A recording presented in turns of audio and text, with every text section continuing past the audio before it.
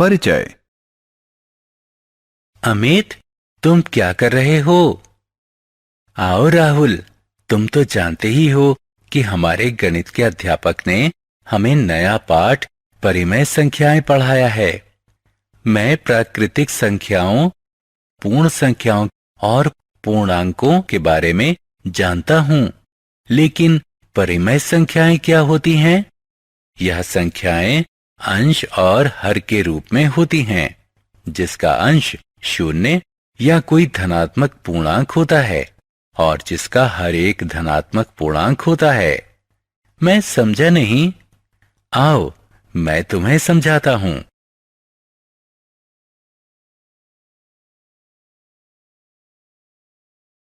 उद्देश्य।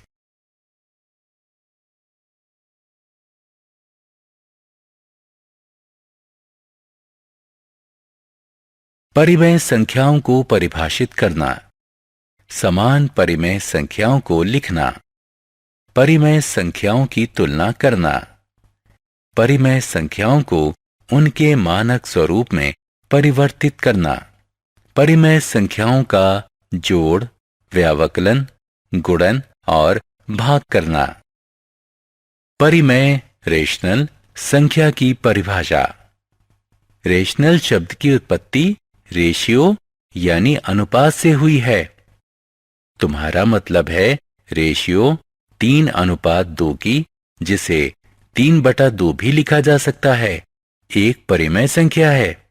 हाँ, इसी प्रकार दो पूर्ण संख्याओं p और q का अनुपात, जिसमें q शून्य के बराबर ना हो, को p/q के रूप में लिखा जा सकता है। परिमेय संख्याओं को इसी रूप में व्यक्त करते हैं। परिमेय संख्या वह संख्या है जिसे p/q के रूप में लिखा जा सकता है, जहां p और q दोनों पूर्ण संख्याएं हैं और q शून्य नहीं है। राहुल, अब तुम बताओ कि क्या 4/5 परिमेय संख्या है? हाँ, 4/5 परिमेय संख्या है, क्योंकि यह p/q के रूप में है और q शून्य नहीं है। और क्या 3/4 परिमेय संख्या है? हाँ, क्योंकि 3 और 4 दोनों पूर्णांक हैं। अंश और हर। क्या तुम जानते हो कि अंश और हर क्या होते हैं? परिमेय संख्या p/q में p अंश होता है और q हर होता है। उदाहरण स्वरूप 3/7 में 3 अंश है और 7 हर है। क्या पूर्ण संख्याएं भी परिमेय संख्याएं होती हैं? हाँ, उदाहरण स्वरूप पूर्ण संख्या 5 एक परिमेय संख्या है, क्योंकि आप इसे 5/1 के रूप में लिख सकते हैं। इसी प्रकार पूर्ण संख्या 0 एक परिमेय संख्या है, क्योंकि इसे 0/2 या 0/7 के रूप में लिखा जा सकता है। समान परिमेय संख्याएं। अब मैं तुम्हें समान परिमेय संख्याओं के बारे में बताऊंगा। इस परिमेय संख्या को देखो। ये दोनों परिमेय संख्याएं समान हैं, लेकिन कैसे? क्योंकि जब हम किसी दी हुई परिमेय संख्या को किसी शून्येतर पूर्णांक से गुणा करते हैं, तो हमें एक अन्य परिमेय संख्या प्राप्त होती है, जो दी गई संख्या के समान होती है। उदाहरण स्वरूप 2/3 समान है 10/15 के।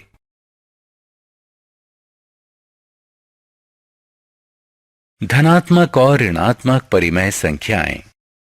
क्या तुम जानते हो कि हम उस परिमेय संख्या को क्या कहते हैं जिसका अंश और हर दोनों धनात्मक हो?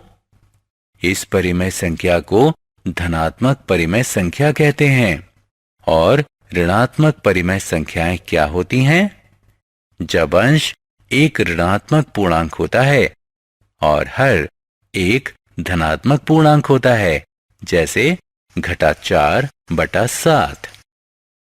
हम परिमेय संख्या को संख्या रेखा पर किस तरह निरूपित करते हैं? इस संख्या रेखा को देखो। शून्य के दाहिनी तरफ के बिंदुओं को धनात्मक पूर्णांक कहते हैं और शून्य के बाईं तरफ के बिंदुओं को ऋणात्मक पूर्णांक कहते हैं। आओ इस रेखा पर 1/2 का निशान लगाएं।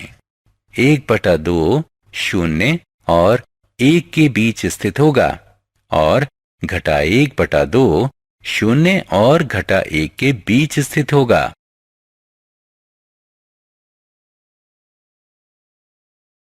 मानक रूप। इस कथन को पढ़ो।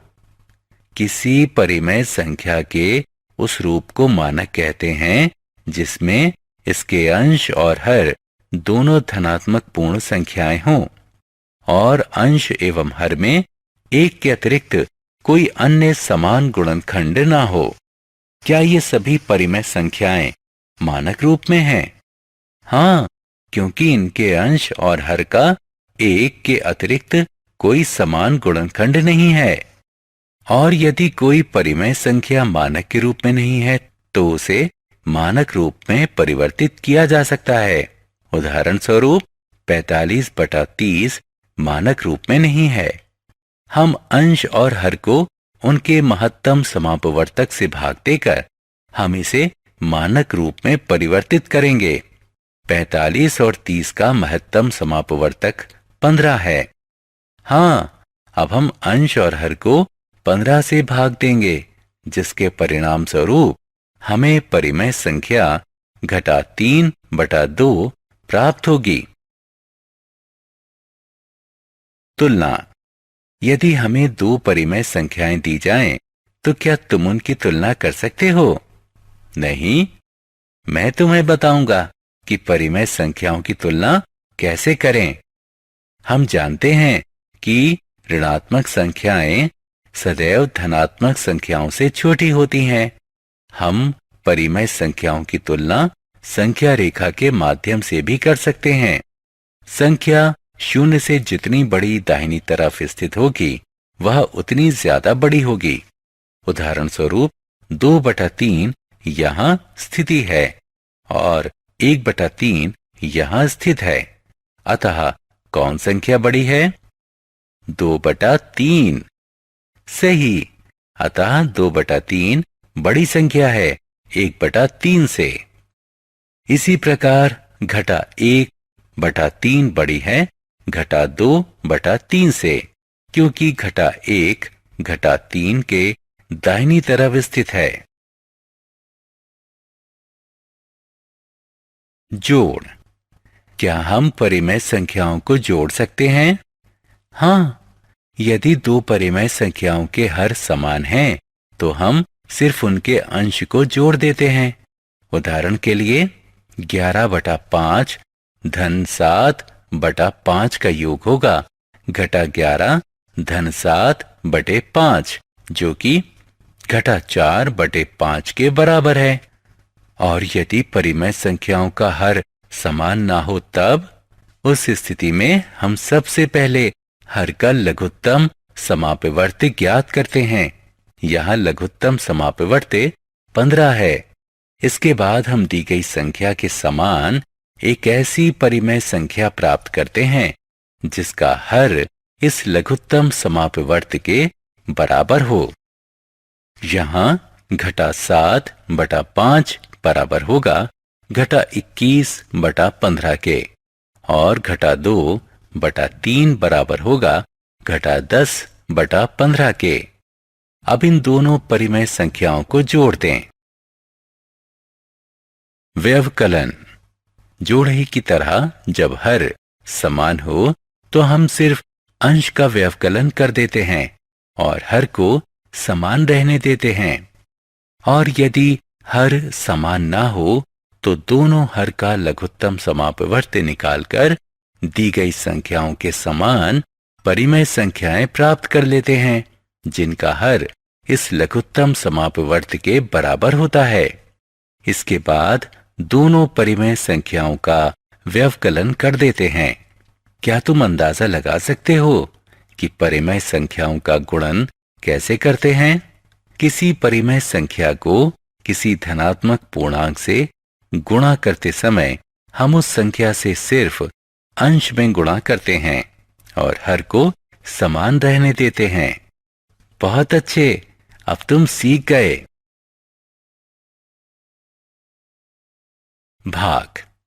भाग शुरू करने से पहले मैं तुम्हें व्युत्क्रम या गुणनात्मक प्रतिलोम के बारे में बताऊंगा।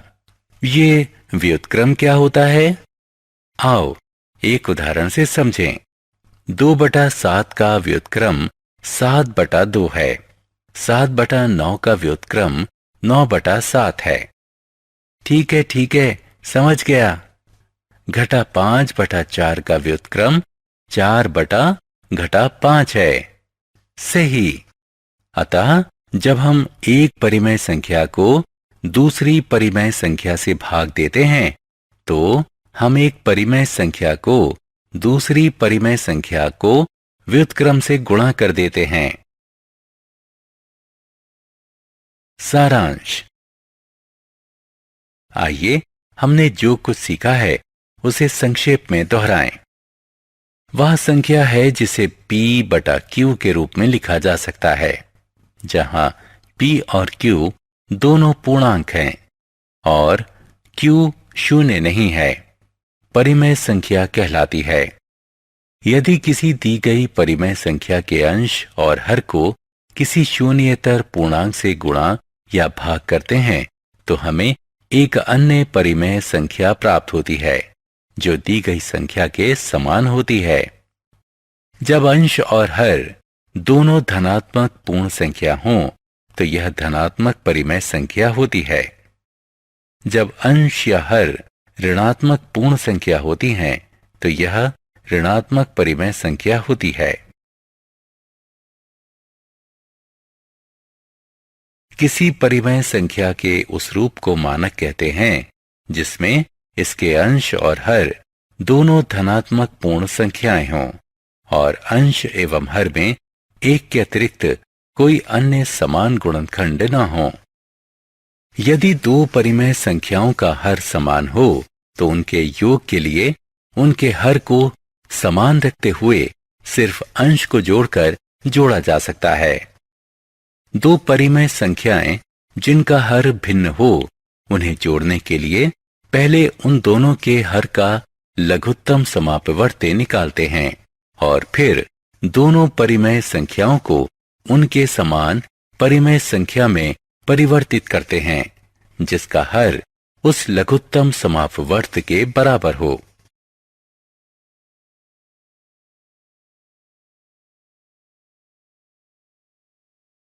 दो परिमेय संख्याओं के व्यवकलन के लिए हम जिस संख्या को घटाते हैं उसके योज्य प्रतिलोम को उस संख्या से जोड़ देते हैं।